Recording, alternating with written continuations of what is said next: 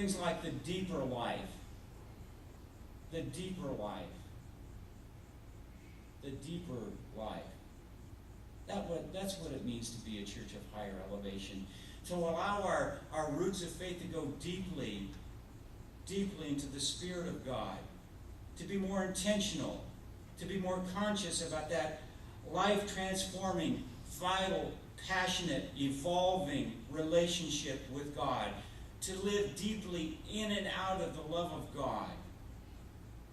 And that deeper life for me as a Christian means that is my access point. For me, Jesus is the face of God. So that's my access point. That's my well to tap the river. You see, I believe there's one river of faith, one Spirit, but many wells. And we have to find a way to go deeply to access the underground river. And the problem in our society is that we live in a nation of dabblers, so somebody will poke a little well here, and they'll go 10 feet, or a little well there and go 5, or a little well here and go 20. They never get down to the underground river, the Spirit of God. So for me, my Christian tradition, my appreciation of the person of Jesus is the access point. Doesn't mean I don't have great appreciation for the rest of it.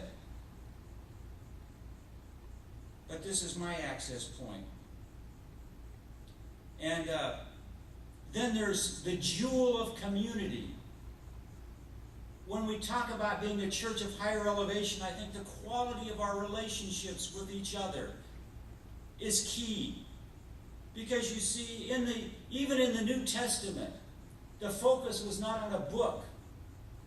They didn't have a book. They had the Hebrew Scripture, but the focus wasn't on a text or a book. The focus in the New Testament was on a set of relationships, a quality of relationships.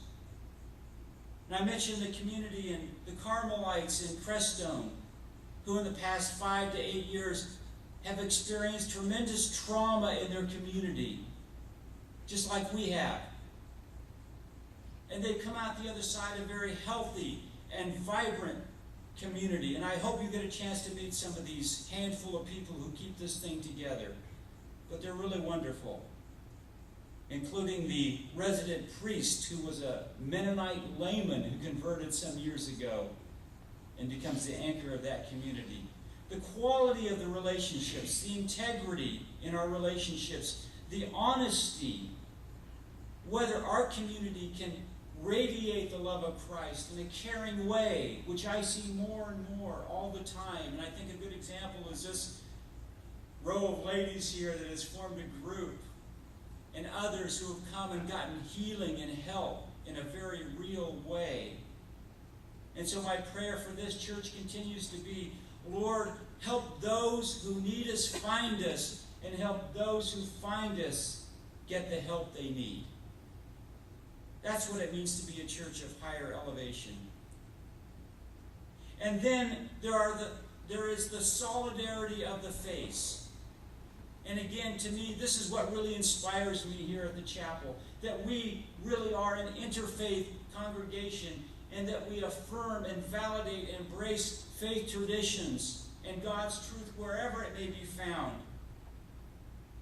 That we educate ourselves, that we reach out, that we dialogue. And this year I'm so looking forward to Reverend Dan's program on interfaith dialogue with the Muslim, Jewish, and Christian community, kind of as an outcropping of his Doctor of Ministry program. It's going to be an exciting program, and I hope that you'll all be able to participate in that. What a unique and wonderful thing that is. So, to me, the question is, do we see God in all of these faith traditions, in all places, in all people, in all faiths? Do we understand that wherever we start, whether it's Christ or Buddha or Krishna or Allah, that if we go deep, I talked about the well as a metaphor, the underground river. That's one metaphor. Here's another. Imagine spokes in a wheel with the hub at the center. The hub is the ultimate reality. It is the Allah. It is the God. Wherever we start on this wheel, as we go toward the center, the closer we get to God, the closer we get to each other. It just happens. I see that more and more and more.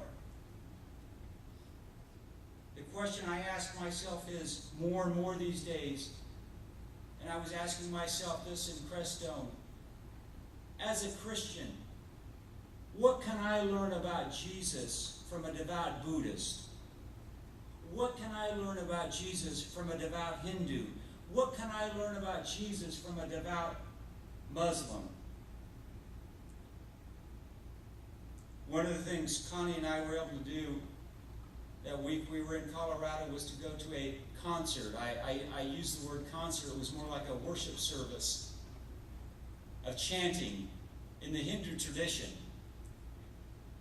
And the man that led it was a man named Krishna Das. That's his Hindu name. He was a part of the entourage that in the late 60s, with people like Ram Dass, went to India to study with the Maharishi, to be with him. And the Beatles were there, and it was in vogue then. Young people went. They were interested for the first time in Eastern religions. And, there's another connection with George Harrison. And here comes the sun, because that was part of his contribution. He actually brought Eastern music to the United States for the first time in a popular way. No one knew what the sitar was until George Harrison brought it. But anyway, Krishna Das was there, and they were hanging out with the Maharishi. And Krishna Das, he sings this beautiful music of chanting, music and chanting. It's just mesmerizing. And we were in this hall for 3 hours with a group of people. But he was telling stories, interspersing his music with stories, and he said when he was there in India, he went with a chip on his shoulder about organized religion, because actually Krishna Das grew up as a good Jewish boy on Long Island. And he said he was in school, elementary school, and most of his friends were Christians, and they were all excused for the day for some special service.